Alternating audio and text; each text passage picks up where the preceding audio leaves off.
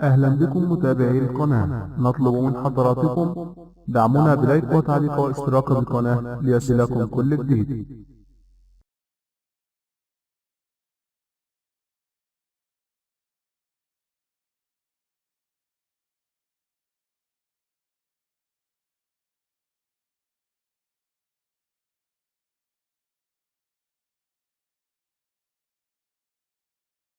السلام عليكم ورحمة الله تعالى وبركاته، ولا حول ولا قوة إلا بالله العلي العظيم.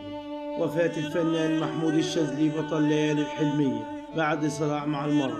رحل عن عالمنا اليوم الفنان محمود الشاذلي إثر إصابته بجلطة في المخ أدت إلى رحيله عن عالمنا، ولذلك والذي كان أحد أبطال المسلسل الشهير ليالي الحلمية، والتي كتبها أسامة أنور عكاشة وأخرجها إسماعيل عبد الحافظ، والتي حققت نجاحا كبيرا بدورها الذي قام به وكان محور الأحداث. وبدأ الراحل الفنان محمود متولي الشاذلي رحلته في عالم الفن من خلال فرقة كفر الشيخ المسرحية، والتي كان بمثابة الانطلاق له في مسيرته الفنية، وحصل من خلالها على كثير من الجوائز الهامة، والتي كانت بمثابة تقدير له في عالم الفن.